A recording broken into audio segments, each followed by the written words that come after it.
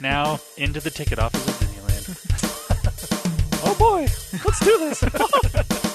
Don't think the CIA is going to be trying to hack your second-gen iPod. I didn't think so. There might have been a lot of illegal music on there. I wouldn't doubt it. But, I mean...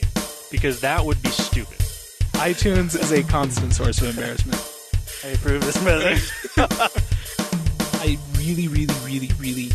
really don't see Apple ever doing that. I am Noah. I can't do it anymore without laughing. I was going to do the whole thing. Welcome, everyone, to the Calling All Platforms podcast. I am your host, Wes. I'm here with Landon. Hey. And Caleb. Hello. And we're here to talk all things tech, you guys. Woo! Yeah. Who's excited? Me. Always. I bet you are, because I think Apple had some sort of thing happen. Something happened. Some things happen. I don't know. But we're going to hold that off to last. Oh. I know. Suspense. So we're actually going to start off with the boring news of Microsoft. You ready? I'll go through this as fast as I can. Let's do it. Microsoft still exists. It On exists. Google. No. They just bought Disney. No, just kidding. Oh. They buy a lot of things. I think you would go the Actually, other way it would around. go the other way around. Let's be honest. That would be interesting. Yeah. I don't know if that would be Surface better. Land. I tell you what, they'd spend a heck of a lot less time focused on, like, corporate stuff. Yes. If Disney were to buy them. I would guess. Just think of the AR capabilities that would be put into Disneyland if Disney bought. Oh, that'd be dope.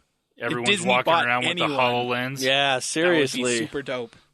That would be really cool, Heck, actually. why is that not already a thing, Disney? Come on, Come Disney. on. At least partner. Jeez. Like, Yeah. that would be awesome. Like, Some like- kind of cool Star Wars thing going on with that. Like, yeah. ooh. There should You've be... got Google and Apple like 100 miles away. Come on, Disney. Yes. Get on this. Yeah. Man. Since you're listening to our podcast, I mean. Of course they are. Well, yeah. John Lasseter. Get on this. Make it happen. Make it so. All right. We're going to talk a little bit about Microsoft. Something I thought was really cool. I was kind of going through a couple of these. Not a lot has happened in Microsoft. Obviously, no, just kidding. There's been a few things. One thing I did want to mention, I'm not going to talk too much on. They did have some employee shuffle changes for leadership. So there's new head for Windows, new head for certain things. But we'll kind of not really talk about that. Is Phil Spencer still in charge Phil of the Spencer Xbox? is still in charge. That one I would probably talk a little more on. Yeah, but he's that's still the there. only one I care about. He's so, still okay. there. Good. Yep, he's good. Nope. On here, this is coming from an article from Thurrott.com. Microsoft Excel is going beyond text and numbers. Thought this was kind of cool. So Photo it says photos. You know, there actually was a time, I think it was like Excel 97 or something like that, that they had a racing game. They did. Like, honest to goodness, built into the If I'm not program. mistaken, it's That's still in there, pretty but cool. even a hit more hidden to do that. Yeah, like it was this massive yeah. Easter egg. And you can Anyways. actually play Doom, I believe, at one point. I think I've seen that. I think actually. I think it was geez. Doom. You Or could- was that Word? No, it was Excel. Was it Excel? Yeah. Okay. Like you could just somehow load up Doom in. It's the program that everyone already expects to be bloated, so they're not going to notice Yeah. if you just kind of stuff an entire video game Yep. into it, like, whatever. Well, let's go ahead. Let me read part of this on here. The new data types that will be powered by Microsoft's Knowledge Graph. So it's taking the graph and putting it with Excel, and it allows users to embed rich geographic and financial data within the spreadsheets. So, for example, the new geography data type allows users to get key information about a country, city, state, postcode, area, or continent. So they can they can easily get access to information such as the population, political leaders, location, time zones, etc., without having to manually search for them on the web. Wow. So they're basically embedding a geo search function into Excel. Bing, bing, bing. What do we have for him, Johnny? Yep. Quite literally what you said. Bing inside of Excel. Well, yeah. Bing, bing, bing. Bing, bing, bing. Bing, bing, Got bing. it. Everywhere it's bing. We've all been binged. Anyway, we can go on with this. Let's not. So I thought that was pretty cool to mention. I know a lot of people that use spreadsheets. I'm not one of them. I know how to use them, but this actually gives you that information already. So you'd be like, oh, I'm not exactly sure. Didn't come up with this, but also just like the geographic data, users can also easily work with financial data such as stock prices. and the Excel. So in the formulas, doing the calculations for that, so it makes it just easier for That actually is kind of nice, so that you don't have to go to your favorite stock app, look at the stock price, and then enter that into your Excel spreadsheet to then track how much money you have. It just pulls it automatically. It'll be in one of the formulas that all billions of them. Which, to be fair, actually, I'm sure a lot of people are already doing that with macros. But macros are terrible. Don't use them. But this will be built in, and viruses. And it sounds like it's going to be like as of like right there. Yeah. Like so whether it's a stock price or whether it's whatever population. That's nice. But so I thought that was pretty cool to add that to it. It makes it easier for, I know a couple people that do listen to us that actually use Excel. Mm-hmm. I don't know if they do the stock prices, things like that, but I know certain populations or maybe something postal code that can be there. So easy access, I thought. Hey, I would assume probably have to have an internet access in order for this. Yeah, yes. So like if you open up the spreadsheet and you don't have the internet, then it's just going to be like, I can't do anything. Yeah, because it's going to be linked to the graph, which graph is cloud. Yeah, for obvious reasons. So good thing to be aware of. So big things for financial businesses, things like that. There you go. The next thing we're going to talk about, it is April, you guys. What? No. And guess what happens in April? Windows 10 has an update. Oh. And interesting, it is not the Spring Creators Update. Dang. But it is close to being the same. It is that big of an update. But they're only calling it Windows 10 version 1803. 1803. Yes. So basically, the code name was Redstone 4. Right. But they decided to just call it Windows 1803. 1803, okay. So Redstone...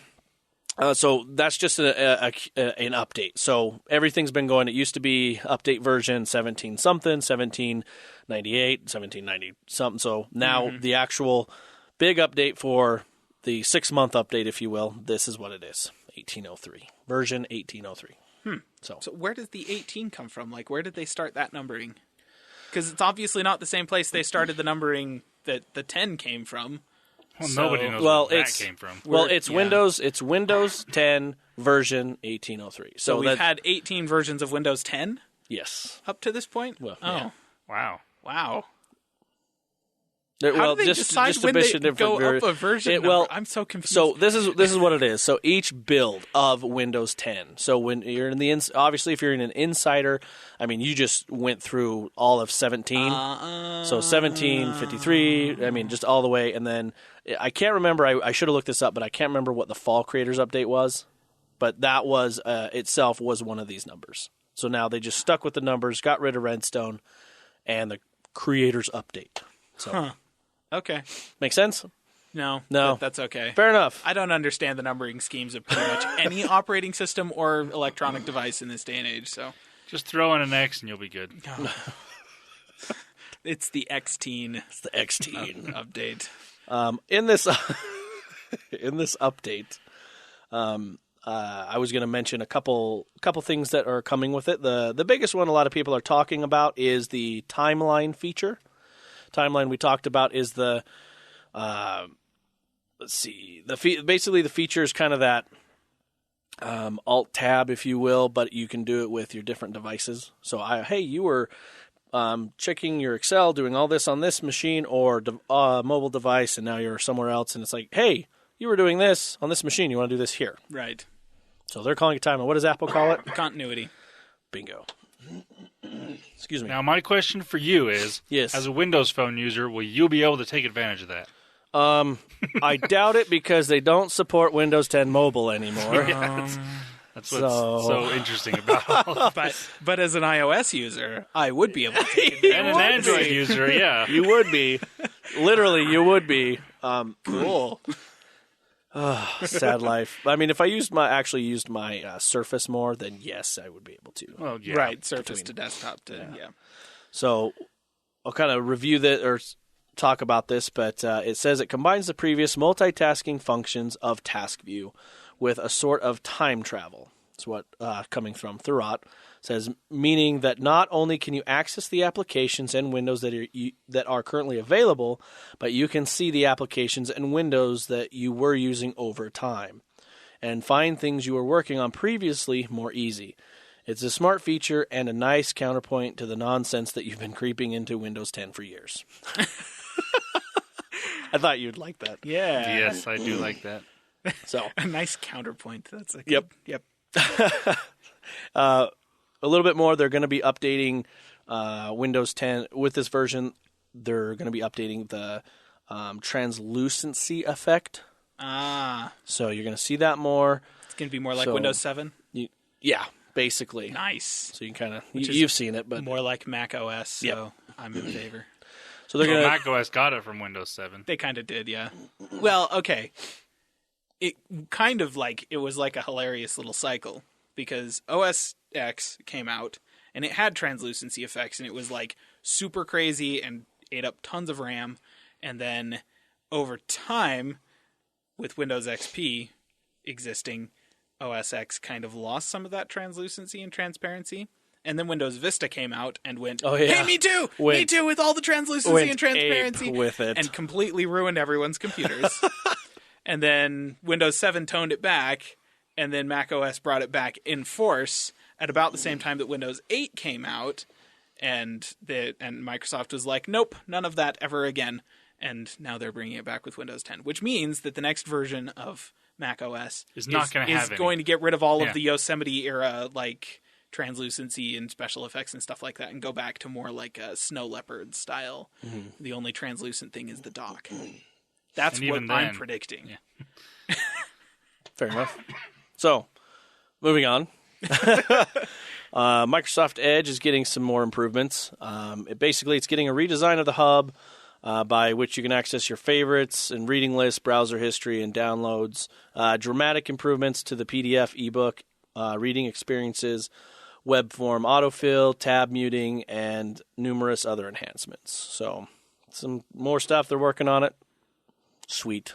I guess for me, I use basic mode of that, so that stuff I'm like, sweet, I can do whatever. I'm not a big power user, if you will, with it. So I could do the stuff I need to do and have been able to for quite some time. Yeah. So whatever. the next big thing too, that they're updating the support technologies behind progressive web apps on there. So they will. So and it says on here, and Microsoft is adding native PWAs, progressive web apps, support to the Microsoft Store in Windows 10. So they'll add that too. So those apps will start popping up. I know there's a few apps that are there. I know Twitter had a big one that they threw on there for the actual users for Edge in the Insider program. Yeah. And that worked. Yay. I'll be really interested because I actually think that Teams, like the app for Teams, is built entirely in HTML and styled with CSS. Like the app itself Yeah. is basically a web app. And so I'm kind of interested to see if they're just going to, like, you know, with this increased support for progressive web apps, if they're just going to go whole hog PWA with the Teams app, and whether or not that's going to be able to take better, like, going to better use the features of the operating systems that are built into the browser instead of having to reinvent the wheel with their own notification service and crap like that. Like, I could see that I being will be beneficial. interested Yeah. to see if something like that happens, because I can see it being a huge improvement in the user experience for Teams. If they do, Yeah. please be lovely. Yeah. I didn't think of that. That's actually perfect. I mean, I think they are. I mean, this is all they're talking about. Like, Right. Yeah. this is one of the big things overall that they're like, PWAs. Yeah. Totally for this. Yeah. It definitely feels like Teams was built that way from the ground up. It feels like an overbloated web page that just doesn't work quite right. Yep. Yeah. Woohoo. Kind of Woo. like Bing. Heyo. Heyo. Cha-cha. No. Bing has gotten better. I will give it that. In the defense of Microsoft's overbloated web apps that don't work quite right, Apple has been developing the same desktop app that doesn't work quite right for like decades now with iTunes. So, you know, Fact. they all have their Facts. issues. Everybody, it's okay. We got this. No, And then Google doesn't even offer a Hangouts app anymore for computers. Like, what the heck, Google? Well, they kind of do. No, it's a web page. That's not an app. it's a web It page. doesn't work. It doesn't work the same way as an app. The notifications don't work as reliably and so on and so forth. I have Gotcha. an app on my phone. But they actually, the open source community built a a Google Hangouts app that's actually really quite nice. True. Oh, there you go. Which I guess is the advantage of Google just making everything open source. So, cool. Something. Okay, and another thing on here says once you have upgraded to the Windows 10 version 1803, you'll find that the feature updates will install more efficiently. Instead they still take a little longer, but it's actually more efficient, so you don't have as many like resets. Yeah, So that's good. I actually have been noticing like the trend that they've been doing of taking all of their updates and then packaging them into a monthly like cumulative update for Windows 10 that comes in like once a month. That's fantastic. That is a massive improvement over whatever the crap was going on with Windows 8.1, where like every other flipping day it restarted to install new updates. So it's already much improved over that. So it's good that they're doing even more work on that. Yep. That's hilarious. It was so bad. It's bad. 8.1 was so bad. You'd be in the middle of something. It's like, oh, shutting down. Oh my God. Sweet. Like in the middle of a video game. Like I'm clearly using the computer. The CPU and GPU are pegged at 100%. You don't think I'm not using this thing right now? And anyways. It sleeps very heavily. It's a very heavy sleeper. All the fans go in. It's just sucking up power like nobody's business. This is sleep We should mode. shut down now. But on here it says that they should be deploying this end-user PCs around April 10th. Oh, so soon. Yep. So be on the lookouts for that. That should be happening. Obviously, this will also come with security updates, things like that. So Yeah. I would try and prepare yourself this month to just try and set a day to get it done. Unless you're me, in which case you'll be getting it around September. When the next update is happening. Right. Yes. So, all right, you guys. That's pretty much all I have for that. I do have some gaming news, but we'll hold off to the end. Landon, why don't you go ahead and take it away? Google. Okay. Security updates. Yay! Hooray! Those are now available, the April security updates for Pixel and Nexus devices. So if you have one, go update. I got mine earlier today, and we're all good to go. Moving on. Google Home just got a little more enticing, especially the Mini. Yes. It's cheaper now. Well, there's... I don't know. You can find them on sale anywhere. But, no, they can now connect to Bluetooth speakers. Ah. Whereas before, you could connect to it using Bluetooth from your phone or something. So that But it now, would be a Bluetooth speaker. Yes, but now it will connect to Bluetooth speakers. So if your issue was, well, I don't want to use that because I already have really nice speakers that sound way better, now you buy a Google Home Mini for $29 that will connect to all of those speakers simultaneously, I will add, for multi-room audio. So whether your speakers do that on their own or not, doesn't matter. It'll do that. They'd probably have to support Bluetooth 4 at least in order for that to work, right? Well, Because Bluetooth 4, like LE, was the first one that I'm aware of that allowed you to output audio across. well, the way it works is it just puts the audio out to these devices. They don't connect to each other. Right. They connect to the Right. Google Home. But I'm still pretty sure it has to be Bluetooth 4. Isn't that the standard, though, now? Well, yeah, Bluetooth 4 LE is everywhere. Like, Yeah. if your speakers are within, like, they're brand new within the past, like, 4 years or so, they are probably Bluetooth 4. Yeah. So, Yeah. more than likely, that Either applies way. to a lot of people. But, Just say you can connect to multiple speakers at a time. And the way you set this up is in the Google Home app. It'll bring up things. So you can just tell your Google Home to play music or play an audiobook or something, and it'll start playing through that speaker. It won't, it's kind of interesting the way it works. It doesn't play through the Google Home speaker now, right. from what I've read. It just starts playing through those speakers. So which can is you kinda like nice. can you connect multiple speakers then like name all of them so that you can say, "Hey Google, play Yeah. in the living room," and it'll play through that one instead Yeah, of I the mean, others? you've been able to do that kind of already with, like, Chromecasts and stuff like that. right. You yeah. can name all those. right. So and now it'll- it's just So now it's broadening just that through support. speakers, yeah. Cool. That is So- cool. Yeah, it's definitely making it, especially a Google Home Mini at $29, Yeah. really Yeah, that's enticing. That's pretty tempting. Like, before, for me, I didn't really see a big use for it because I don't have any smart home things, and just having a speaker that, like that isn't, Yeah, Yeah, like what's the point? So yeah, Says the guy who I've has got an Alexa sitting next to his oven that is a glorified oven timer. Yes, see? So, like, I've got a decent JBL Bluetooth speaker that we use all the time. Yeah. But now... You can I can control just- it with your you can voice. control, yeah. And that's the other thing. You can also control, like, volume and stuff like that through the Google Home to those speakers. That's pretty cool. So, That really is. yeah. Like I said, it makes these a lot more enticing and Yeah, for sure. a lot more tempting. Especially, again, at $29. Very nice. Yeah.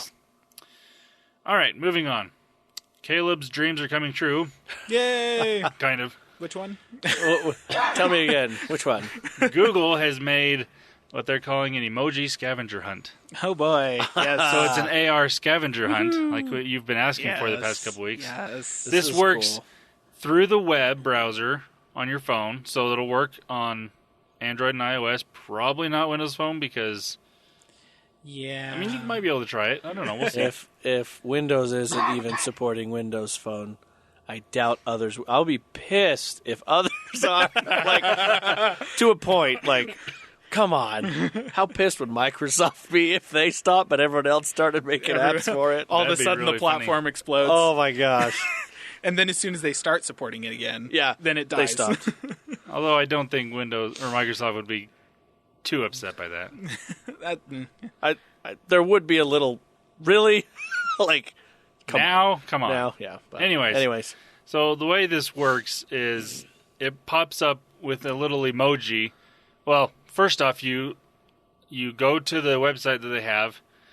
I can't remember what the website URL is, but I'll put a link in the show notes. But you go to this website, you give the browser permission to use your camera, and don't freak out because this does not go to Google servers to do this. This is On local. device. it's on device. I can't remember what they're using to make it work, but it works. Anyways, it shows you a little emoji, and then you have to find something in real life that matches that emoji. So it'll pop up with a shoe. You show a shoe, or something like that. Huh.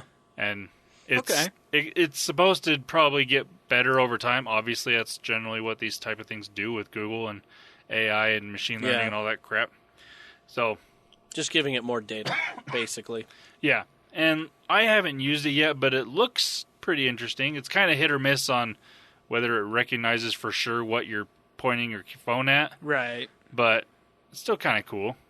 No, it is. And That's it gives a little countdown, like a certain amount of time for every thing that you're looking for. And if you find it, it adds a little more, like a few more seconds, and you just go until you run out of time. So, sounds like it could be kind of fun. Yeah. I want to try it out. I haven't yet, but I will. That is cool. Next thing, moving on past Google stuff for the moment, the OnePlus 6 has been confirmed with the name, and it will have a notch. And that's okay, and I have reasons for this. Because Apple's doing Because it. No. it actually goes to the edge of the screen, like the screen goes to the edge of the phone. Right. Okay. And so, I mean, other phones do that too. I mean, obviously the iPhone 10 does that. What and cracks me up is the Essential phone. number of phones that were announced that have a notch for the camera at the top and also have a chin at the bottom. I'm like, why Well, didn't you the put the reason- camera there? Well, okay. I will say this. I would be against that. And there is a phone that's doing that. I can't remember what phone is putting the camera at the bottom. And the reason there's always a chin is because of the display connectors that have to be down the bottom. You can do it other ways, but you have to make for a thicker device. Yeah. Yep. And that's one reason the iPhone 10 is not super freaking thin. It's just super thin. But like there is, I can't remember what phone that puts the camera on the chin like that, but that just makes for really awkward. It's pictures. true. I don't disagree with that, but I would be still, opposed to it. I think it's just funny that they have both a chin and a notch. It's like, why? Again, display reasons. Anyways, there's good reasons for it, but as long as it's not like a giant chin, and most phones that they don't have that have a notch, most, not all, but most. But I like what OnePlus is doing here because they're actually explaining why they have a notch, whereas some companies are just doing it and just being like, well, we're not saying this, but they're copying Apple, basically. Yeah. And some companies are blatantly copying Apple, which... And comparing their notch to Apple's notch. Yeah.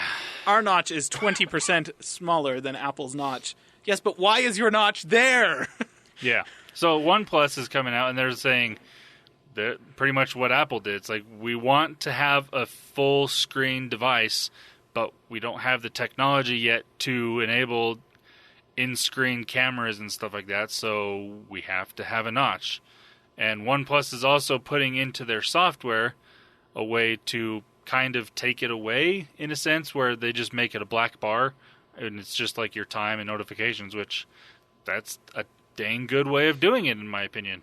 And with Google coming with notch support in Android P, it's just going to make it that much better. And some people are complaining that, having a notch is taking away screen real estate. False. It's not, because they're giving you more screen real estate by having the notification shade match where that notch is, and instead of below that and taking up space. Yep. Instead, it's giving you more screen real estate on your phone. And, the few people, there are people that are going to whine about it, it's all like BS, but when you turn it sideways for video playback, and I'm like, totally get that, but for 99.9% of the video content that you're actually going to view, viewing it fully wide at that resolution actually means you're cutting off the top and bottom of the video. Yep. So if you actually want to see the whole thing, you have to have black bars on the side anyways. Yep. Which means the notch isn't going to show up. And another thing OnePlus is doing is video and stuff like that does go in landscape, automatically blacks out that section. Yeah. Listen, you guys and your logic. I just want to complain. Yeah. I mean, initially I was like, oh, why put a stupid notch? It looks retarded. But, it hasn't necessarily, I can't say it's grown on me, but I'm okay with it because of these reasons, It makes sense why companies are doing it. Yeah. Why some companies are doing it, like Apple and OnePlus and Essential, and then the new rumored LG phone's going to have one. They're doing it because they kind of have to. It's the limit of the technology right now. Right. Yeah, that's what it is. Give it a couple years and they'll be gone. Yeah. We want it as close to a full screen on the front of the device as possible, but we just can't physically do that right now and still give you a camera on the front of the device. Right. And particularly in the case of the iPhone X, a freaking face sensing, 30,000 infrared dot projector array of sensors on the front of the device. You have to have something for those to go there. We can't put them behind the screen, so there has to be a notch. That's where the technology is at right now. This is the best we can do. Yep. As a species. This is the pinnacle of our achievement. No, I'm just kidding. Sorry. That's maybe taking it a little too far. But it is. It's the best that we can do. And so your options are leave a bar there, like Samsung does, to keep all your sensors and stuff, or put a notch. Yep. So they're trying it out. Here we go. It's just, I think, and everyone is going to be accused of copying Apple. It's not necessarily that they're copying Apple. If they are putting a screen on the entire front of the device, then they have to have something like a notch. That's the only option. It's going to look like they're copying Apple because Apple were the first ones that were, I guess, kind of willing to ignore their customers enough to just go ahead and do it. Well, I was gonna say that's it. It had to have been Apple do this, so that the others wouldn't be afraid, right? So that because the other, it's a good point. Apple's the one that's going to be able to push this, so that later we don't have the notch. Right. You got to put this out, push this forward. So people Keep that pushing are the technology, get the notch smaller, move the sensors to other places as much as you can, and eventually we'll get the notch will go away. But it had to, it had to have been Apple. Somebody had to start pushing it first, and Apple has a long history of being the idiots willing to push it. Yeah, push weird and strange new stuff like this. And that's the thing. No headphone jack. Yep. Yeah, they're the ones that are doing drives. This. As much as stupid as it was for Phil Schiller to say this on stage, courage. It does take a certain amount of courage, and the fact that they are the most profitable tech company in history, and so they have all the money. Yes. That makes it so that it's really easy for them to do stuff like this. But somebody had to do it. And now that they've done it, everyone else is like, okay, obviously you can sell phones that look like that, even though our marketing department 6 months ago said that you couldn't. Yeah. So we're going to go ahead and do it because you can. And it, works all right. Looks good. Eventually, they'll go away. Yep. Okay, moving on from the notch. We'll go away from it now. Yay. Yay. I'm going to pull a Wes here, and let's take a trip back to 2009. Ooh, fun. Ooh. When BlackBerry and Palm were still making phones. Legitimate phones. Legitimate. Yes. And back, Palm had some pretty good phones. I remember my first quote-unquote smartphone was a Palm Trio. Oh, yes. I loved that phone. It was great. Great phone. But that was before the iPhone, obviously. That was in like 2005 when I had that phone. Wow. Yeah. It's really, really cool phone. Are you sure? 2005? Yeah. Wow. Because I started thinking like what I had in 05. That was around my first phone, and that was that Nokia brick. I was going to say, I'm pretty sure I had just like a super cheap LG flip phone. Like Yeah, whatever mine the was cheapest that phone brick. was. Well, my phone after that Palm Trio was a Razor. Ah. I only had the Trio because my dad had it, and then he got a new phone, and he gave me that one. The OG Razer phone. OG. Yes. Sorry, Yes. it was not made by Razer. Just Right. It was Motorola. No. No, the Motorola. But I think, honestly, when people say Razor, I think that's what they go back. Well, people that lived in that. People from our age, Yes. people our age, that you say Razer phone, and they're all like, "Oh yeah, I remember that thing." Good times. It lasted forever, too. It was around. That- for a that- while. Yeah. Well, That one my was a phone, I pain. remember, I had so many people that had that phone and it would break on them all the time. I could throw mine against a wall and it was fine. And I did a few times because it pissed me off. Because it would, Because it wasn't my Trio. yeah. Anyways, Anyways. coming back to now, Palm is coming out with another phone. Whoa.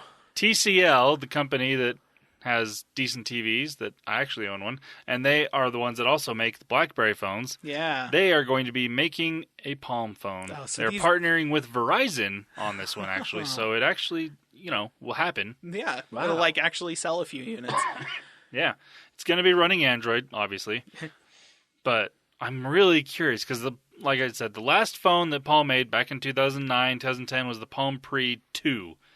And I remember their first Palm Pre, that was a sweet phone. Had a little trackball, had a slide-out keyboard. Oh, Touchscreen was yes. just like... it was really interesting. It was like a curved type phone. It was really I think cool. I remember that, yeah. And then the Pre 2 was basically the same thing, just updated hardware and specs and stuff. And then the Pre 3 was announced, but then never came out Oops. because HP bought Palm and Yeah. decided to say nope. So that was fun. But now TCL has bought the naming rights There for you go. Palm, They bought which the is what they brand. did with BlackBerry, basically. Yeah. And they're, like I said, they're working with Verizon to come out with a Palm phone later this year. Huh. So I'm really interested to see where they go with this. Because if you look at like what they did with BlackBerry, the first ones they came out with were very BlackBerry. Yeah. And then they kind of switched to more of a modern style smartphone. Yeah. And they're still good phones.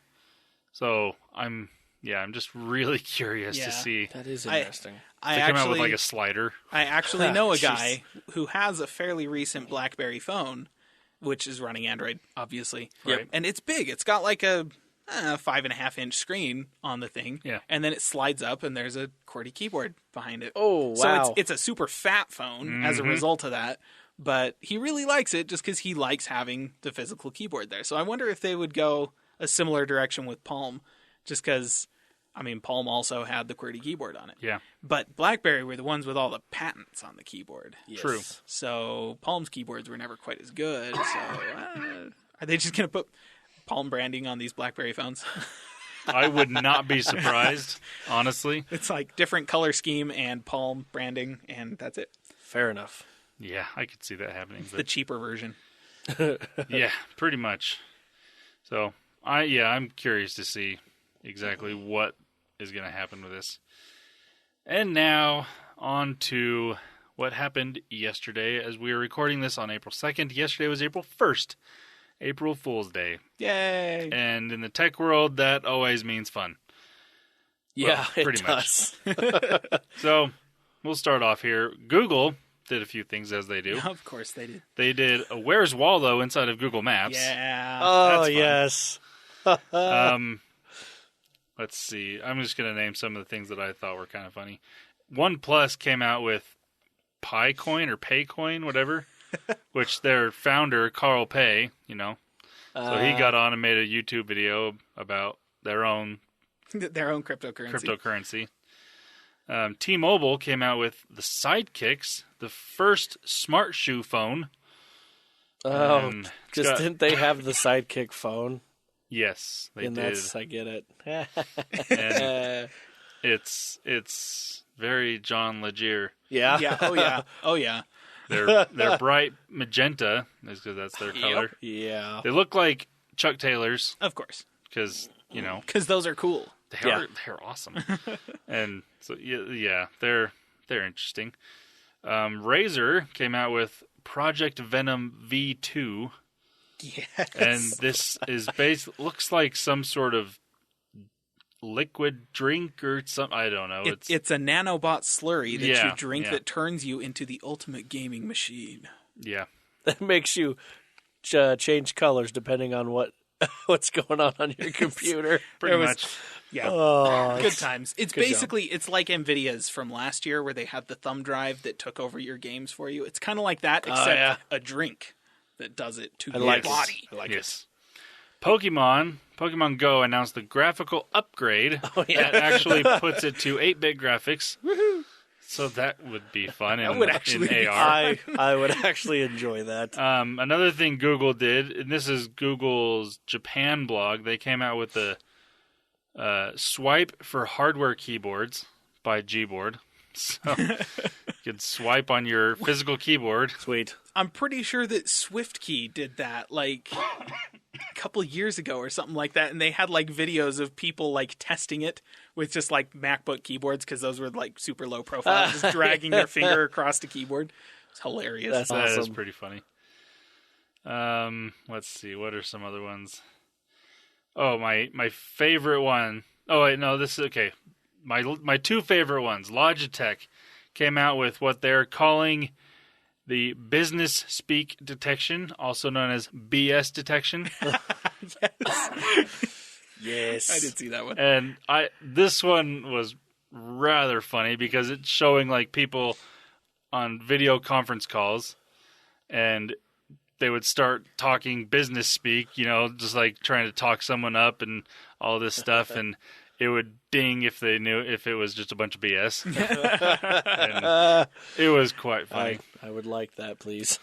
And what was even funnier at the end of it, I don't know who the guy was. He must be like one of the high up guys at Logitech, but he got done with his interview and he's like, "Oh, and by the way, I pretty much came up with this whole idea." Ding. I came up with a good chunk of it. Ding. Ding. So that was pretty funny. And then another one that I really liked. Netflix acquires Seth Rogen, the person. And it says they acquired him for not much more than an effing enchilada, is what it says. And Seth Rogen. it said, in speaking about the deal, Rogan said, "As a general rule, I don't really read anything before I sign it." That guy and his laugh. That's hilarious. That's awesome. Then my personal favorite from the day was MKBHD, Marquez Brownlee, put out a video with his first impressions on the Bixby smart home speaker. And oh goodness, you just need to go look up that video because it's amazing. It's obviously fake. Yes. I actually was initially when I first saw it, I wasn't thinking about what day it was. I was like, whoa, Samsung came out with a Bixby speaker. That kind of makes sense. So I started watching, and as it went on, it's about 6 minutes long. I got about a minute into it. I was like, okay, this is obviously a joke, but it's hilarious. And yeah, one of my favorite parts about it, we were talking about this before, but he asked, he's like, "Hey Bixby, what's the weather?" and it gives a definition of the weather.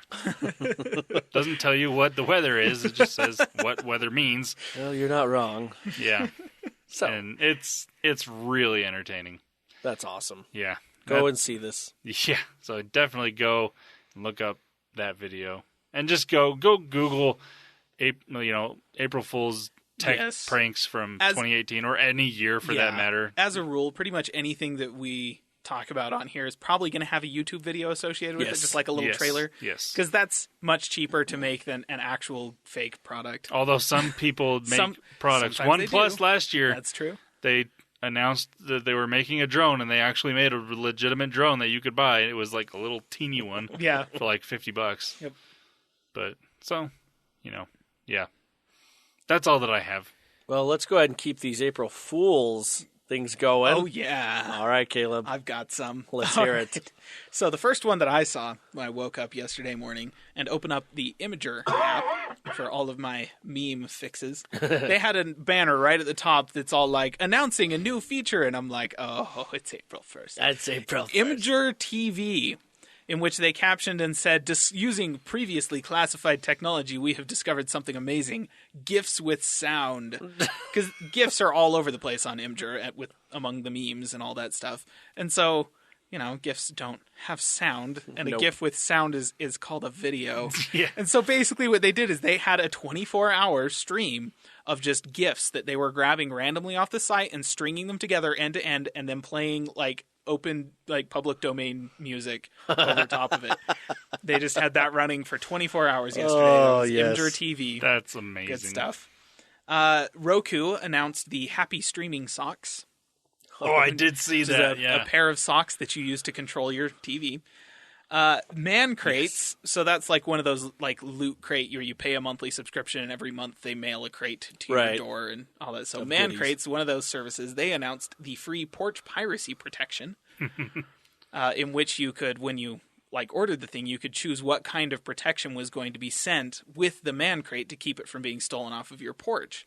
The list, the video is quite humorous, but the list included ill-tempered baboon, an abandoned TV, like a big CRT TV that says free on the front of it, an unavoidable solicitor, a creepy clown, barbarian, giant mousetrap, the acoustic guitar guy, bees, or an aggressive mime. So I'm going for bees. you could keep it nice and protected there. That's awesome. Chegg, they announced the Osmosis pillow, which is a brand new form of memory foam pillow, where you put your textbook underneath the pillow, sleep on it, and then it puts all the knowledge into your head. Oh, jeez. I need that. Oh, man, that would be awesome. Pindrop announced a new biometric sensor called Tongue Print. Oh, gosh. Do you lick your phone? Yep. Oh, That's amazing. hold on, I got a message.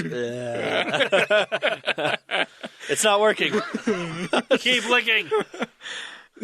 Tech21 announced Flex Chalk, chocolate iPhone X case.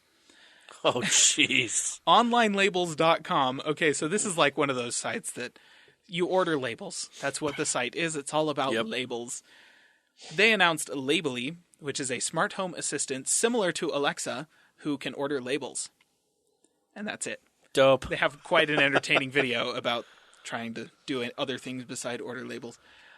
This one was actually pretty good. So a couple of years ago, it was YouTube that did the Darude Sandstorm button on YouTube videos, where you could click that and it would just start playing Darude Sandstorm over top of whatever video you were watching. I remember that. That was the best. So BritBox is a streaming service that exists in partnership with the BBC that is just a whole bunch of British TV shows, like old and new, whatever, just all on this one service.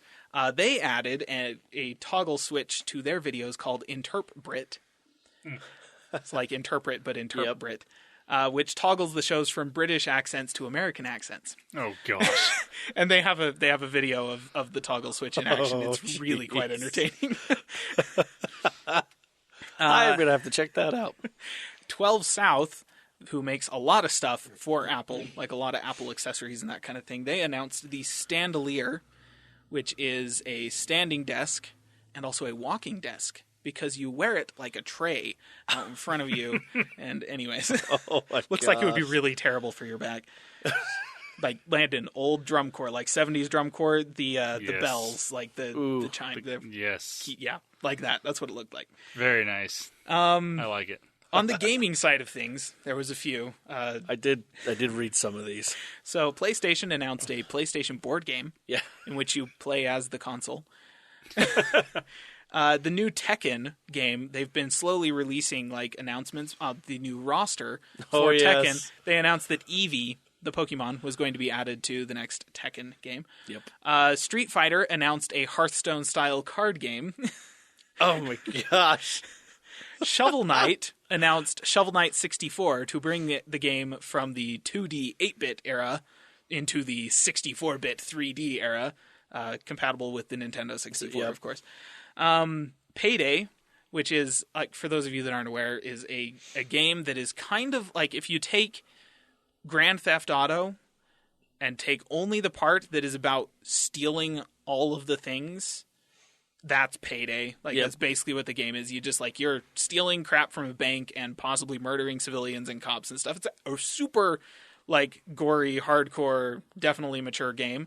They announced an animated series. Okay. The Korean division of Blizzard announced a DDR-style arcade cabinet featuring Blizzard properties, which I'd actually... I was gonna say. Yeah, that actually sounds That pretty sounds pretty interesting. dope. I would do that. That's pretty dope. Blizzard also announced Hearthstone now available.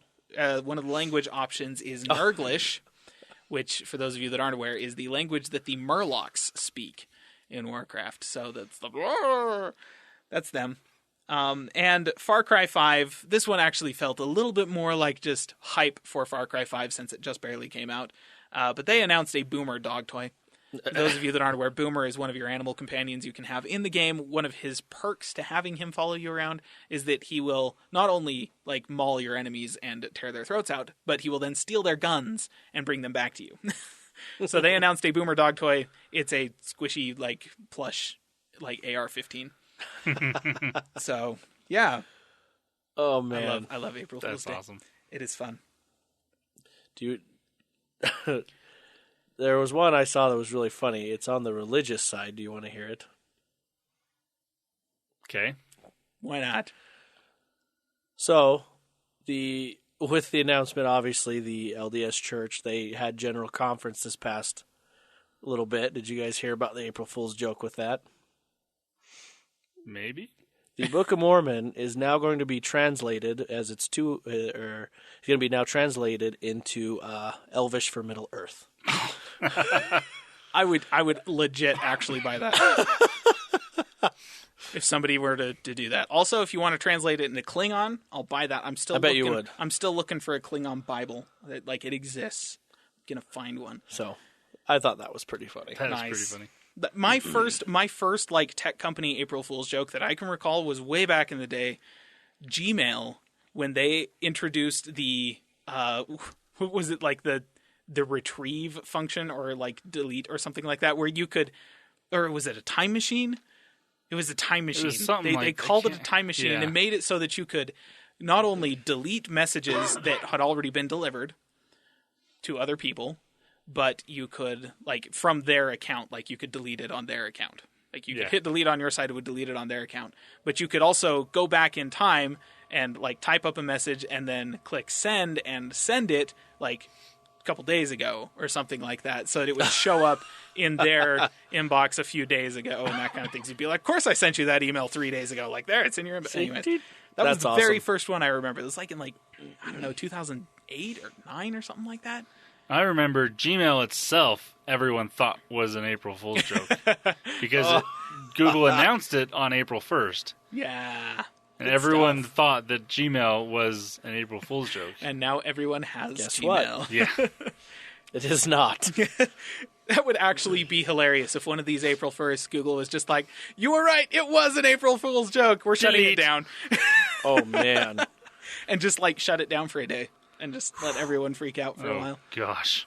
That Or would- just at least put up a web page or something that says no longer. you try to log into Gmail. A 404 error. You try to log into Gmail and it throws up an error that says, "Hi, it was an April Fool's joke. At the end of this April Fool's, we're going to be deleting Gmail. Like, save all of your data." Oh man, Good times.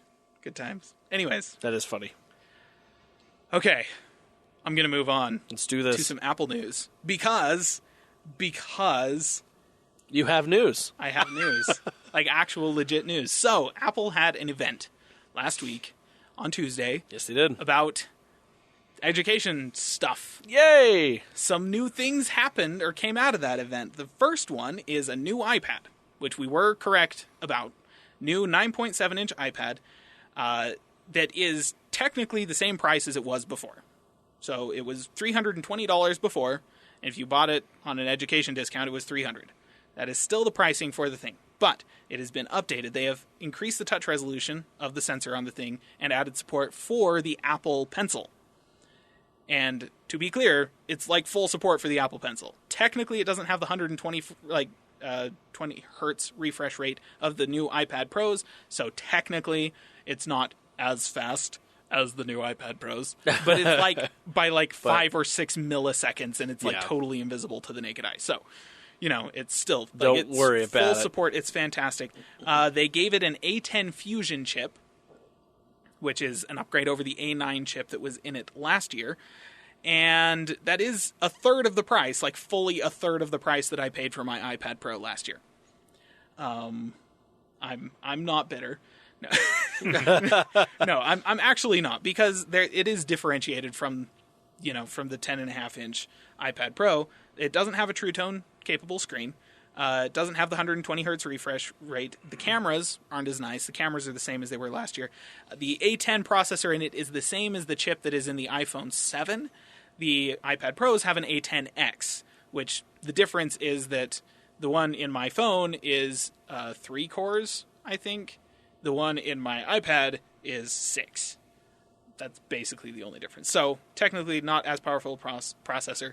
So there are definitely still, obviously, bigger screen. It's a brighter screen as well. Better color accuracy, support for the entire P3 color gamut, so on and so forth. So there's definitely still some advantages to having an iPad Pro, but this is a massive upgrade for the 9.7-inch iPad, and it's still the cheapest iPad that you've ever been able to buy. And at $300 for the education market and support for the pencil, that's pretty impressive. Be more impressive if you didn't have to buy a $100 pencil on top of that. Yeah. Though the pencil is actually, I think, $80 if you're buying it with an education discount. So Still. yeah, but it's still kind of expensive. Along with that, though, they partnered up with Logitech. Logitech announced a new rugged keyboard case for the 9.7-inch iPad and a stylus for the thing that is actually, like, has access to the same touch sensor and integration as the Apple Pencil does. So really, really low latency, and it's a fine tip stylus. They're calling it the Crayon, because of course they are. It's very rugged, like ruggedized design to the thing, and doesn't have pressure sensitivity the same way that the Apple Pencil does. But beyond that, it's basically a cheap Apple Pencil. It's $50. I think it's $40 if you're buying it on education with an education discount. So that was hardware that they announced at the event last week, geared towards the education market, obviously. But I mean, this iPad is going to be available for everyone. And if it's the kind of thing where you're like, I'm not sure if I need an iPad Pro because it's really expensive and it's got all these fancy features, but really I just kind of like want to take notes on it and like doodle on it occasionally, and then also like watch TV and that kind of thing. Okay, this is for you. $320, an extra $100 for the pencil. That's a pretty darn good deal. And I can vouch for the fact that the pencil is the best writing, like digital writing experience I've ever had. So it's really cool. Okay. They also announced some new education software. So for those of you that are educators or in the education, you're being educated. Nice. For all Go on. all you educators and edumacated. iWork for iOS has been updated to support and better integrate the pencil.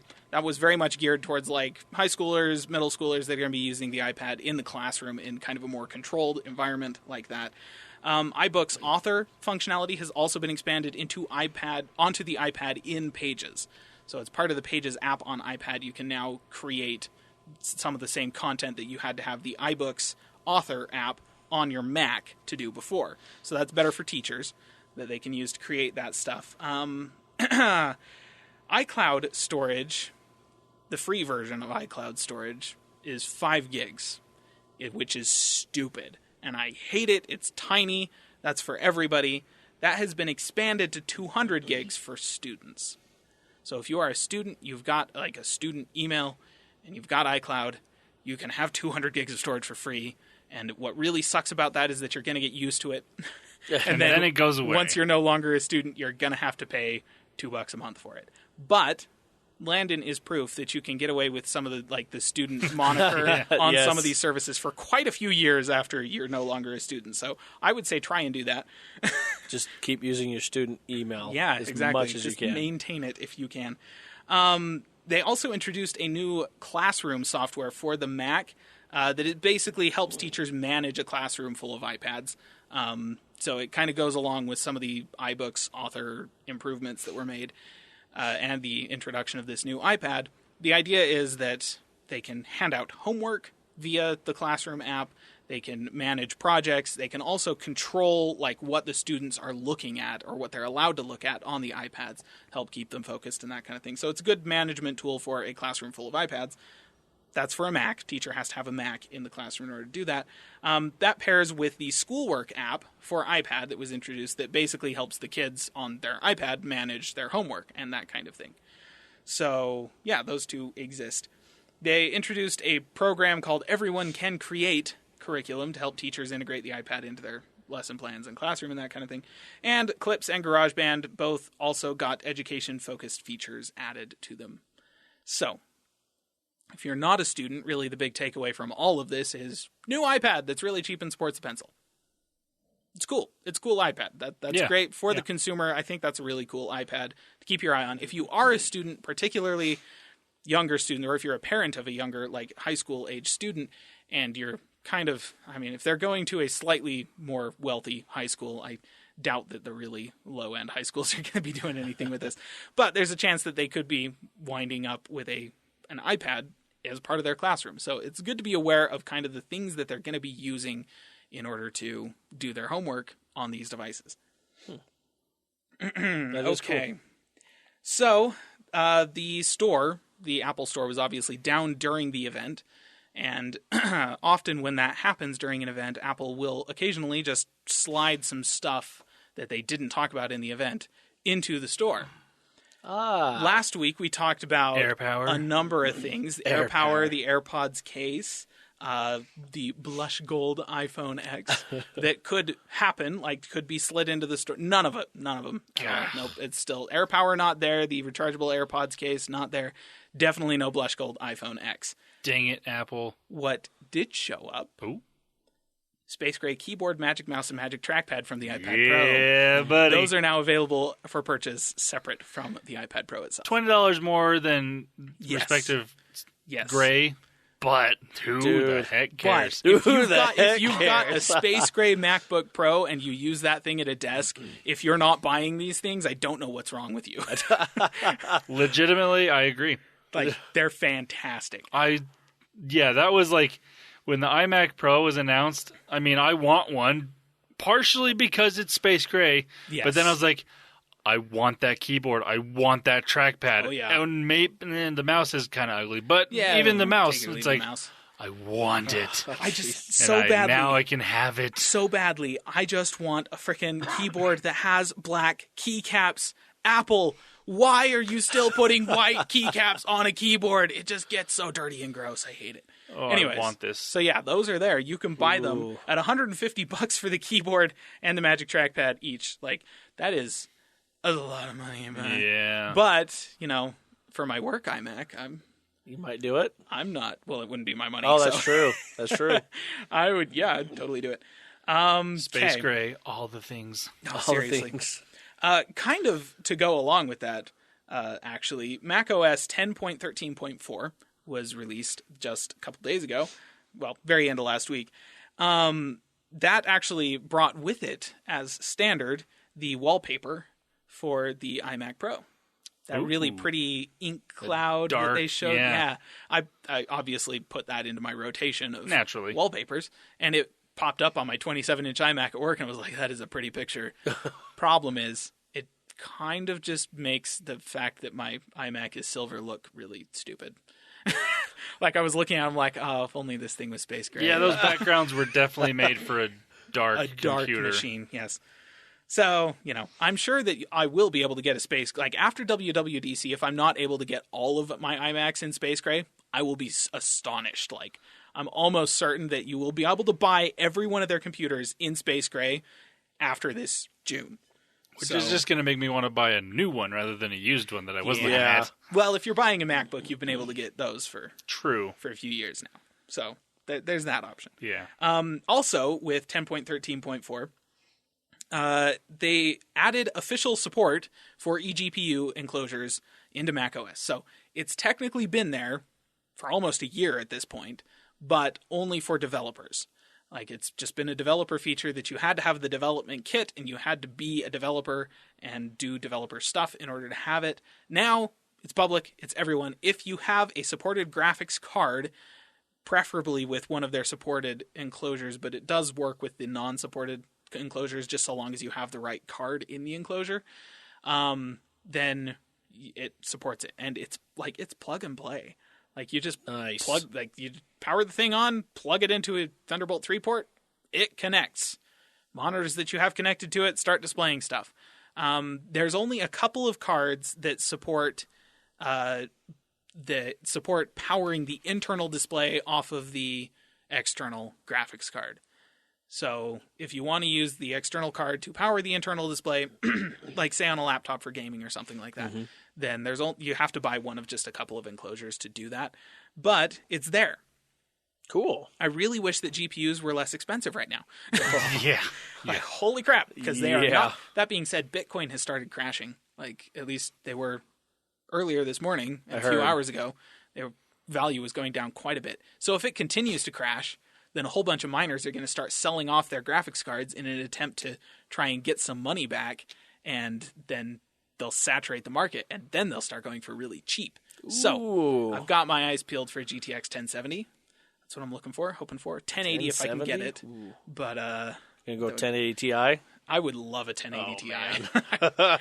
I suspect that even if they do saturate the market and the prices come down a ton, that's probably still outside of my price range. But 1070, that might drop down in. That might drop into my price range. What is your price range? I'm curious. Like $2. 200. 200? Yeah, okay. 200 to 250 kind of range. 1080, maybe. 10, yeah, it's a year old at this point, so maybe 1070 is also a year old. Yes. So that's the 1070, like brand new, the MSRP at this point for that thing is like 300. So if they saturate the market easier, on a used card, I could totally see that coming down to 200. But the 1080 still retails like close to 400, like 450 in that range. So that one, I mean, it could drop down to close to 300, but I'm not really expecting to see a 1080 down around 200, which is what I'm hoping for. Okay, so anyways. Good times. Interesting thing, 10.4 or 10.13.4 also broke display link adapters. Oh, which is boy. So that's a USB-C external dock. Like DisplayLink makes external docks using USB-C. The whole point of the thing is that it's a single cable. You plug the thing in, it provides power to your computer, and then provides you with USB, audio, Ethernet, and a couple of display outputs. One of the display outputs is powered via the internal graphics card of your computer, like any other USB-C connected display. Obviously, that's still supported. Right. The other one, it does some crazy, weird display link fudgery that creates a that creates a basically fake software GPU on your computer, and then encodes the image sent to that GPU by the operating system as data as opposed to display signal, sends that through the cable, and then decodes it on the device and sends it out a display output. Wow. It's weird kind of roundabout way of doing things, but it's one of the few ways that you can get multiple displays off of a single USB connection, because USB only supports one display output. Right. Thunderbolt supports more. Like, you can do more than one with Thunderbolt, but USB. Which is much cheaper, obviously you can't. And so they're quite popular because the docks allow you to connect 2 monitors and have a whole bunch of other stuff via one connection, which is fantastic. And normally you have to pay like $300 to get that via Thunderbolt 3 dock, but you can get it with these for $70. Okay, Fair good enough. deal. Apple apparently broke support for those virtual GPUs with this operating system update. The worrying part is that according to Apple's release notes, they said that external displays, like as a part of the whole thing with eGPUs, they said you can connect displays to any GPU on the PC, which means that you can connect one to the internal GPU, obviously for an external signal. You can do more than one off of that GPU, but obviously they have to both have connectors connected to the computer, or you can connect them to an external GPU. They don't say anything about virtual GPUs, which is what DisplayLink was using. So it's entirely possible that this was an intentional thing that Apple just killed that whole functionality. So, remains to be seen, but if you are using a DisplayLink adapter, maybe don't update to 10.13.4 just yet. Yeah. Okay. Now, I have an Apple rumor. Just one. Just one. Apple Watch Series 4. We're expecting a bigger display and an actual redesign. So it's going to look different this time. Ooh. Instead of just having a red button on it. And from what I've heard, and I actually hope this is the case, that the watch body itself isn't going to get bigger or that much bigger. Just the screen is going to get bigger. Yes. Because it does have a lot of bezel on that It does have a lot of watch. bezel. So if they were able to do that, I mean, we've already got the technology for curved displays. I mean, Samsung's been doing it for 3 or 4 years already. And Apple already has a partnership with Samsung on LED displays. Why not throw those displays into the Apple Watch? Yep. And give a little bit bigger. Like, you could add probably almost a half inch Oh, yeah. to that display. Yeah, quite with a bit. the same body style. Yes. If you just wrap the thing around the edges of the curved body. Which would be the cheapest way for Apple to do that. And would hopefully allow them to keep compatibility with all of their existing bands. Right. I am sure that that is something they're going to do. Like, Yes. that's the whole appeal of the Apple Watch is have all of these bands to personalize, and their bands are kind of limited edition. Like, Yeah. there are some bands that have been around since the beginning, but some they introduce and then they go away 6 months later. They run a production run of 1 million of them or something like that, and then sell them out and they're gone. And so, those bands are important. So I'm sure they're going to keep the connection for the existing bands, but we're actually expecting the watch body itself to be redesigned. So, Yep. exciting. We expect that probably September. Yeah. Okay, last piece of tech news. I just really wanted to update you guys on this. There is, I don't know when it launched, but I just saw it this past week, an M-Horse Pure 2. What? So Are this you one, going to buy it? Please.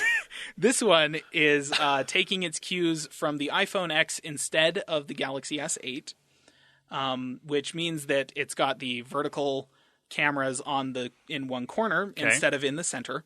And that means that their fingerprint sensor, instead of being in the same position as the Galaxy S8's was, doesn't have facial recognition. So they still have a fingerprint sensor, but it's in the middle of the back. So it's actually in a decent spot. Yes, which is great.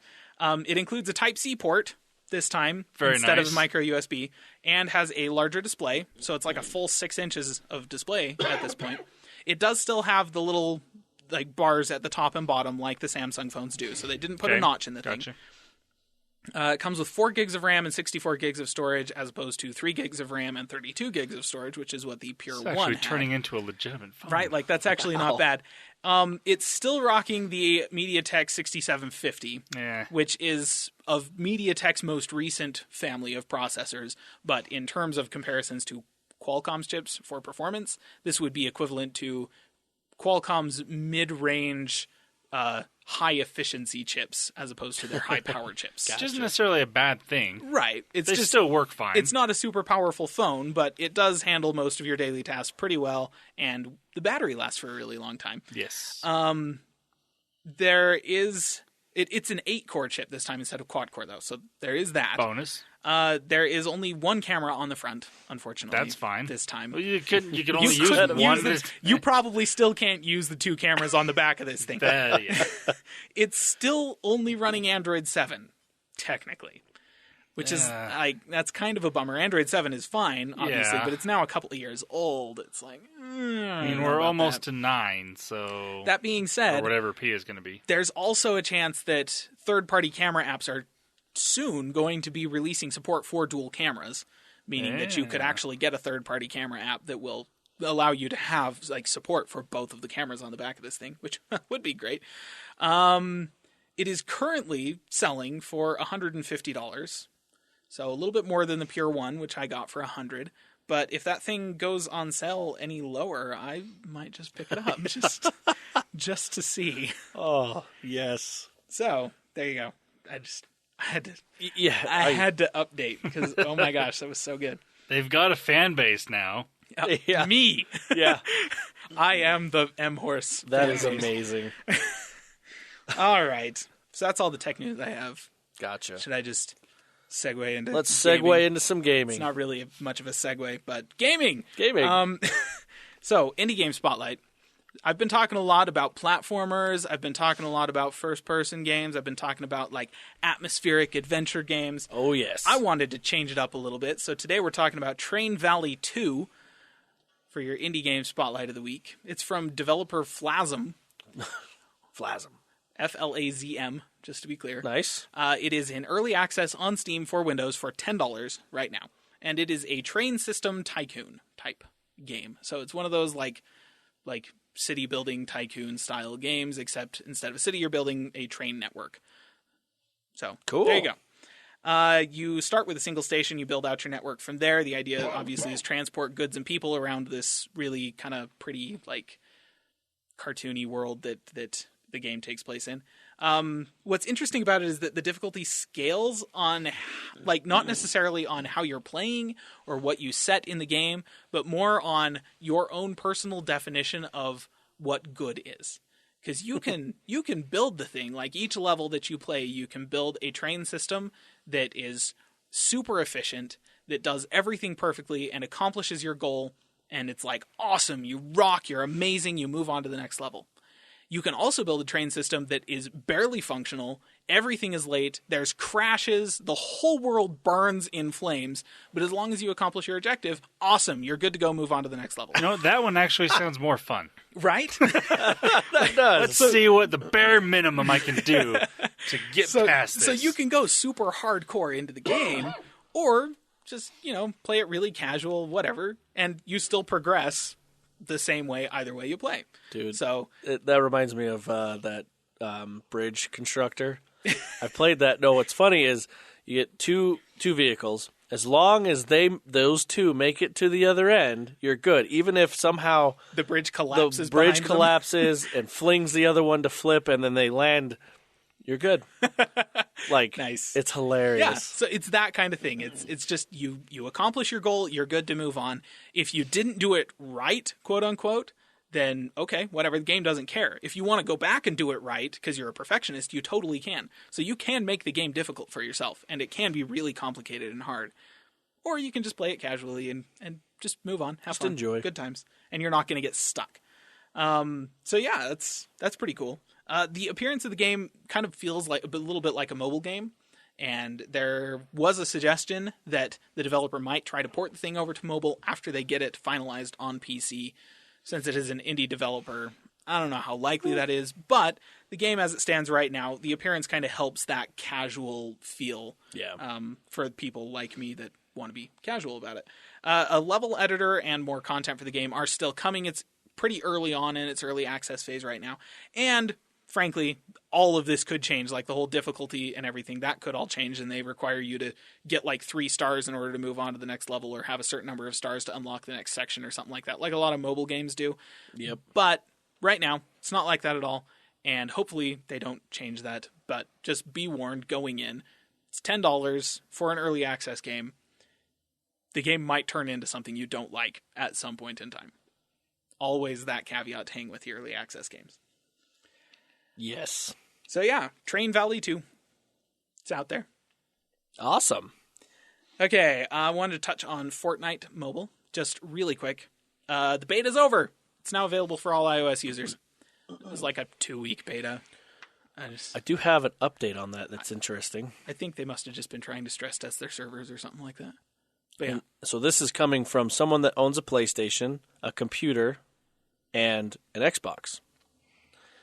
The way to do crossplay between anything is you have to have an Epic account. Yes. Now, meaning you go to Epic, you have to sign up for it, and then you have to link all your accounts together. Meaning your Xbox account, PlayStation, Android, whatever, you have to have it all together. Then you can play anything.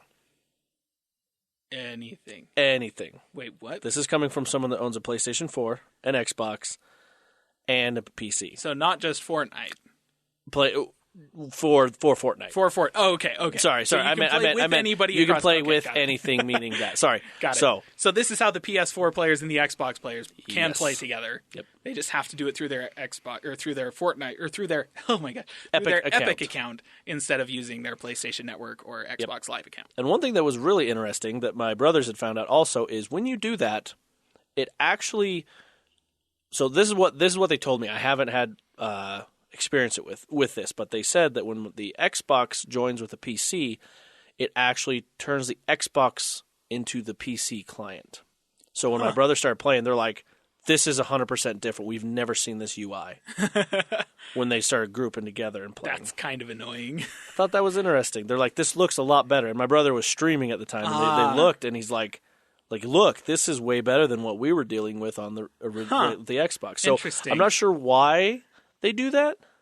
That is interesting. But yeah, so I thought that was interesting. But my own brother, he said he had it on his PlayStation too. He's got a PlayStation 4. Right. And he was like, I'm just going to try it. And they were able to connect cool. Epic accounts. That's cool. So there you go. Thank goodness. As long as the game is going through a third party that has all of the server capacity to host the game themselves, and you don't actually have to use the Xbox Live or PlayStation Network to do it, then it works. Yeah. That's what it takes. Though that being said, it's okay. I'm why excited the for heck that. can't I play Overwatch with everyone else, Blizzard? You know 'Cause how cool that would obviously be? Blizzard Yeah, is it's doing all that Blizzard stuff. side. And you sign into the account, like your Blizzard account, on the Xbox. Yep, and you on also link PlayStation. it. You also link. That's what I had to do. Yeah. I had to link my account. So, like, why can't I play with anyways? You know how dope that would That would be fantastic. Oh, I mean, it would make man. me feel really good because I'd play I'd play offense heroes and I'd be able to own people like, yeah. that are playing console. Just like, hey. I don't know. There's some. You know what? There's some console people. Oh, it's I'm like, definitely true. Wow. Can I tell you though? I would not be grouped into the same games as them. I'm not that good. Yeah. Anyway, go ahead. So yeah, I just wanted to mention it's out of beta now. You don't have to do their whole sign up on their website thing if you want to play Fortnite on your iPhone, which probably means that the Android client is going to be coming soon. I would suspect. assume probably. Okay, last piece of gaming news: Overwatch. Just Yes. quick update on what's happening on Overwatch because we don't really talk about Overwatch very much. Because we do this. The Kings Row Uprising event, which happened last year, is coming back on April 10th. It starts again. The teaser trailer had this little clip at the end that seemed to indicate there was going to be more than just the Kings Row Uprising event. Yep. And just today they released a developer update. I was so happy for catching it in that teaser trailer. I was like, yeah, I'm going to have like some inside information for just the people that pay attention And then they talk released about on the podcast. And then they released a developer update where they're all like, hey, we're going to be doing more than just the Kings Row Uprising event. Okay. So they're actually calling the event the Overwatch Archives event. So it sounds like this is going to be their yearly thing where it's not like the event is not tied to a holiday or something in the real world. It is tied to just stuff in the Overwatch universe. Cool. But they're going to be, over time, going back into the archives for more content to update the event year after year. So we're getting the Brawl back from Uprising. That's coming back, which is awesome because that PvE Brawl was fantastic. Dude, I loved that. That was amazing. So much fun. But there's going to be more. Whether or not it's another Brawl, which would be totally dope. And I'm kind of hoping, or whether it's like variations on that brawl, or I don't know exactly what it's going to be, but it's happening. Yeah. And it's called Overwatch Archives. Over the next week, as we come up to the launch date on April 10th, they're going to be releasing more developer updates talking about it, and they actually said that a video with quite a lot of detail into what they're thinking of doing with the Overwatch Archives is going to be airing this Wednesday during the Overwatch League broadcast. So, I will be watching that. Yes. So I will keep you all updated. That would be good. On what's happening. So, there you go. That's exciting. All of my news. That is exciting. Very exciting. Overwatch. stoked. I'm getting back into it. That Brigitte, stoked. man. Brigitte or whatever. She's fantastic. Love it. Yes, it's Brigitte. Come on, just... Okay, here's the thing that I have been doing. This is total Overwatch, and I want to know if it's me, like I'm getting something that's really interesting. Okay, anyway, Doomfist players hate me because when they charge, I just throw my flail at them, and it stops them. But I have saved Reapers, I've saved Tracers so many times by doing that because I'm just like whap, and it stops them. But what's interesting is I saw this, and if you look on the Xbox app, I actually posted the video, and you'll have to check out one of them, one of the play of the games. And at the very end, it was like I hit him the same time he hit Reaper. That should have killed Reaper, but it didn't. But he went critical. But I was like, I think I just saved him. But there's been many times I'm like, wow. Nice. But yeah, I always do that. My favorite is charging Reinhardt's. Oh, it's stopping them? Shield bashing a charging Reinhardt, and it totally knocks them out of their charge. Yep. And it stuns them. And that is the best thing ever because they can't throw up their shield. They didn't actually connect with whoever they are, and they stop right in the middle of the team. Yes. So instantaneous focus fire on that guy, he's dead. There's nothing he can do about it. You do not, as Reinhardt players, a warning to the wise, do not charge into a team if there's a Brigitte there. Yes. She will shield bash you, and you will die. There's nothing you can do to stop it. Yes. I've been loving playing It's fantastic. her. It's She's so super fun. There's things I feel like I should have died. Like there's times I'm like, I should have died here. I should have died there. But I just keep swinging the flail, and I'm like, I should have died. Oh yeah. And then going against other Brigittes, that's like epic battles. I'm just like, for some reason I wait for them to do their stun. I'm like, oh, you lose. I love it. Anyway, moving on. We'll do some more game news. So, Games with Gold, April. We are here. I'm going to go ahead and announce some of these for the Games with Gold on Xbox. The first one that will be available from April 1st to April 30th is The Witness. I have heard this is a really good game. Yeah, me too. I haven't played it. It's first-person view, I believe. Yes. And on here, so it says here, I'll go ahead and read the description. It says, you awake on an island with no idea where or who you are. Over 500 puzzles lay before you as you slowly regain your memory piece by piece in the hopes of finding your way off this mysterious, gorgeous island in this challenging open-world puzzler that has been described by Ed Myers as beautiful, challenging, and a puzzler's paradise.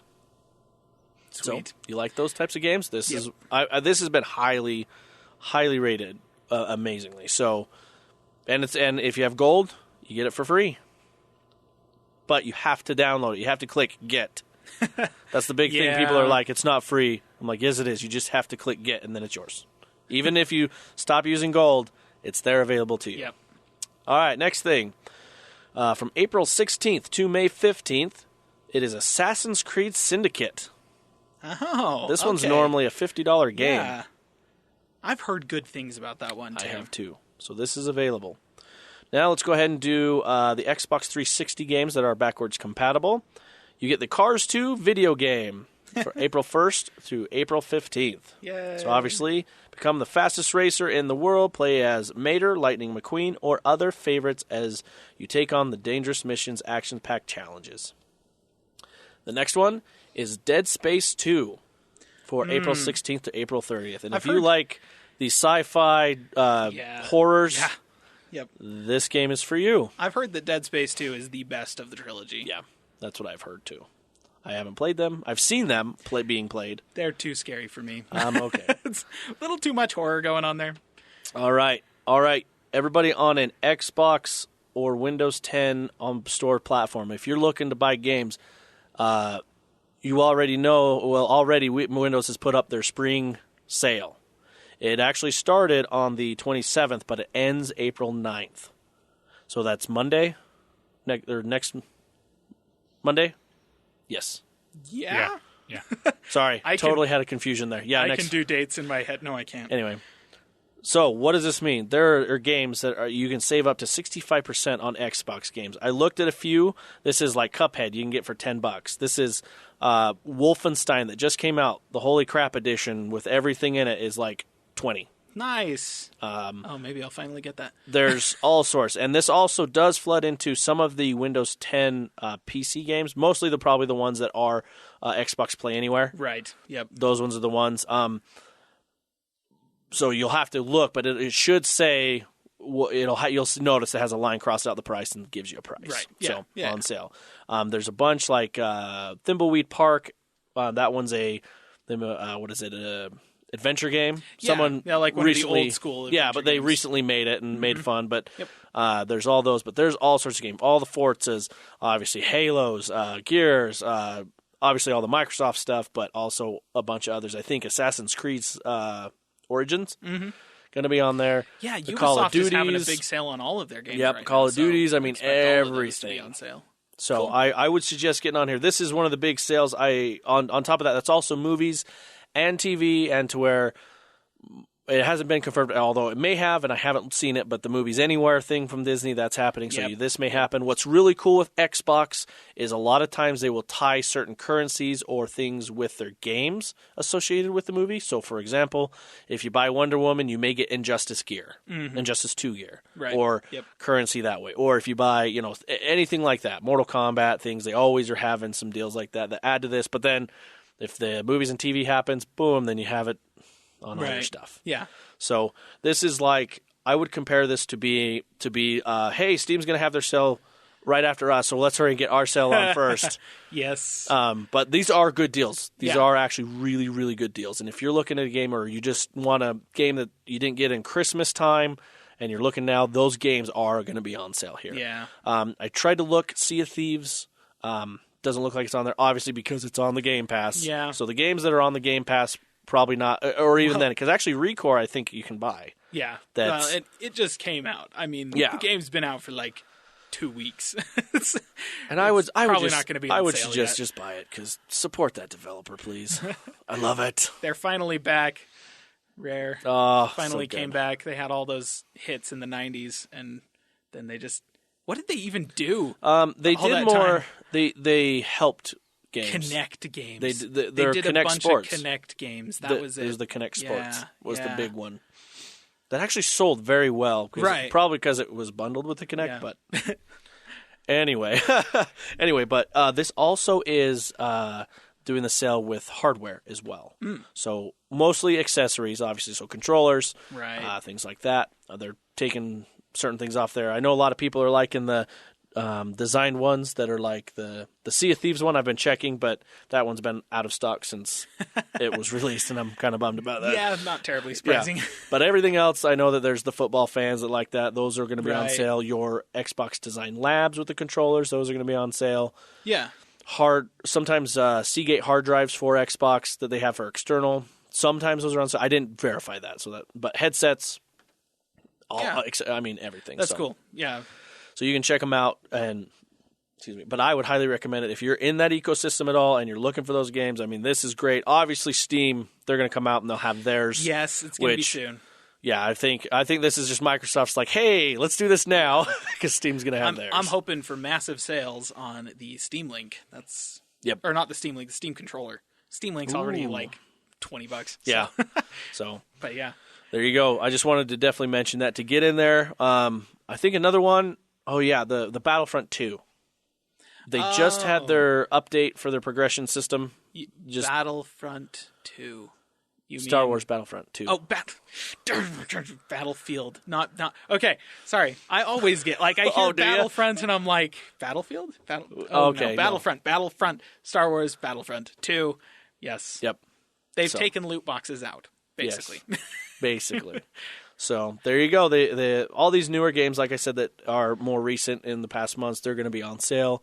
This is a perfect opportunity to get those games. But if you're waiting, obviously, if you're using Steam, wait for it for Steam. You're right, obviously. Obviously. So, but also, I apologize. I did not check if PlayStation's having theirs on Simo or they're going to do another one. But we'll probably look and see and update it. But probably should. I apologize. We should pay some more attention to the I PlayStation know. I'm sorry. And the Switch. I don't know when Switch games go on sale. Oh, I need to. I just need to just open the Switch and say, okay, look, okay, jot a couple it's down. On sale right now. Yeah. I have one right here. I should just bring it and be like, Caleb, you do it. Here, while I'm talking about the Xbox sales, Yeah. figure out what's You on figure it sale out. on. All right, Landon, do you have one more thing for us? No. All right, well, everybody, Sorry. we're going to exit the gaming news, and we have something really cool we want to talk about. And if I mess up talking about it, Landon will sure correct me. So, Oh, why wouldn't I? yes, you would.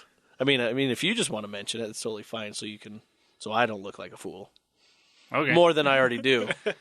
But anyway, Well, we go for have it. a new thing that we're trying out. T-shirts or phone cases, stickers, all sorts of interesting stuff. Mugs. I'm actually Mugs. I'm totally getting a mug. That would be oh yeah, Yeah, they do have those. Yep. But we set up a storefront on tpublic.com. There will be a link in the show notes for this episode at callingallplatforms.com. There will also be a link on the sidebar of our website there if you can't find the show notes. But basically what this website is, we can upload designs that we have, which we've put up just the basic logo for the Calling All Platforms tech and gaming things, and you can get t-shirts, stickers, hoodies, and you print a lot of different products. A mug, like Caleb mentioned, Yeah. with the logo on it.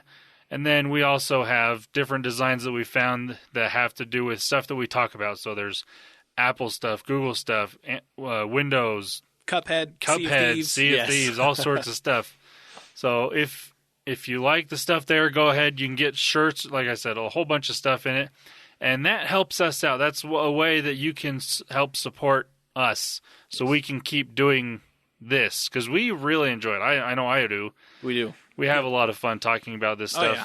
I enjoy you guys making fun of me every week. This is Every this is week. enjoyable for I me. enjoy coming and making fun of Wes of Windows every. So if you want them to continue to make fun of me, help support the show. Yeah, exactly.